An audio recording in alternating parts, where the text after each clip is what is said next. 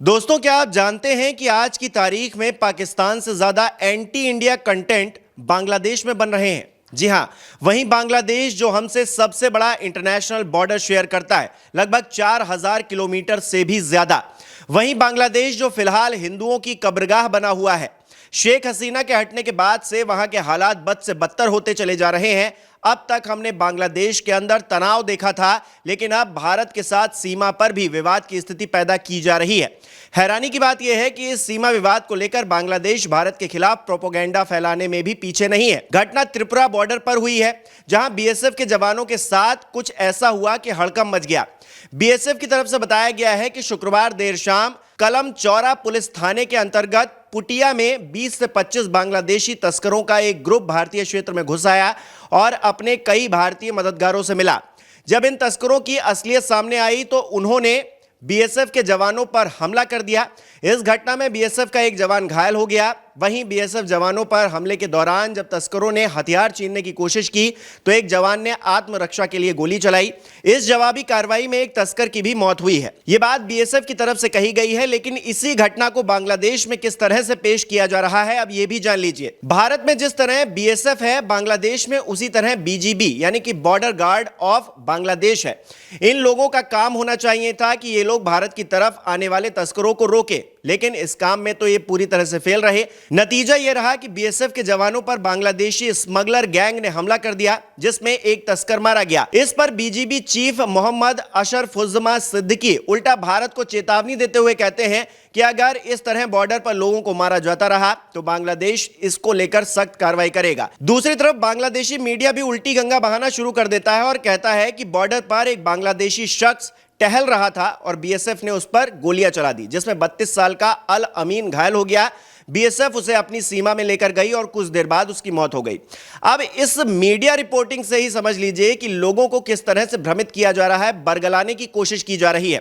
मामला क्या है, बताया क्या जा रहा है। इसे भारत के खिलाफ एक नैरेटिव चलाना ना कहा जाए तो और क्या कहा जाए, जबकि सच सबके सामने है।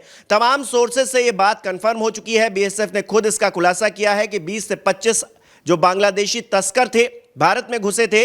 बीएसएफ को देखकर ये लोग भागे नहीं बल्कि हमला कर दिया। इसमें बीएसएफ का जवान भी घायल हुआ। लेकिन बांग्लादेशी मीडिया कुछ और ही खिचड़ी पका रहा है।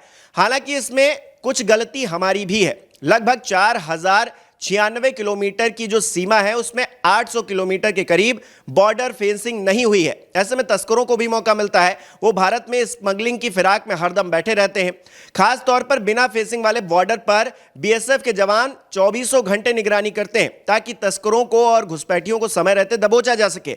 फिर भी कहीं ना कहीं ये लोग घुसने में कामयाब होते हैं और फिर झड़पें होती हैं और फिर नतीजा अच्छा नहीं होता, जैसा कि शुक्रवार शाम की जो घटना हुई है उसमें हुआ। वो कहावत है ना कि कोढ़ में भी खाज होना। बांग्लादेश का हाल भी ऐसा ही हो गया है। वहां की अंतरिम सरकार के मुखिया ऐसी घटनाओं को भी अवसर की तरह देखते हैं। उनके देश की मीडिया फिर प्रोपेगेंडा फैलाने में लग जाती है।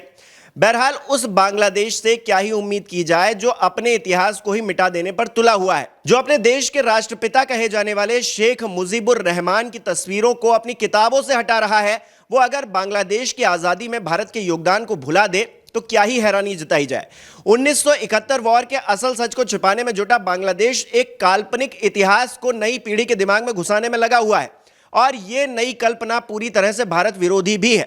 सोचिए, आज से 20 से 30 साल बाद जब नई पीढ़ी बांग्लादेश की आजादी का नया इतिहास पढ़कर निकलेगी तो क्या उसे पता होगा कि कैसे भारत ने पाकिस्तान के साथ लड़कर बांग्लादेशियों को आजादी से सांस लेने का मौका दिलवाया। बांग्लादेश की इस घिनौनी हरकत को जानकर आप भी कहेंगे कि अब तक हम किसे ही अपना दोस्त समझकर मदद कर रहे थे।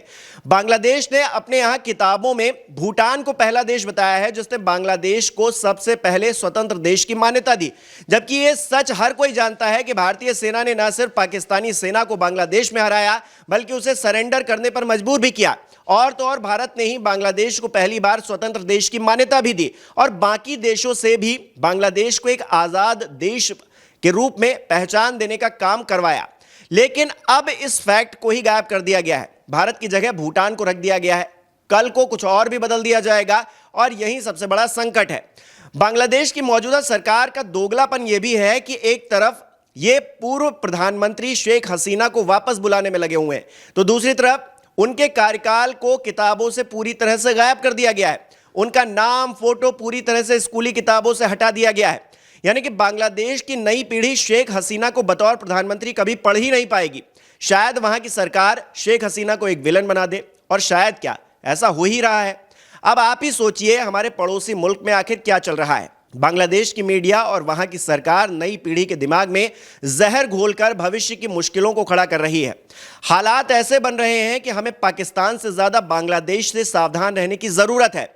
आप हमें कमेंट करके बताइए कि ऐसे पड़ोसी मुल्क से हमें कैसे निपटना चाहिए जो हमारे एहसान को भुलाकर हमसे दगाबाजी करने में लगा हुआ है।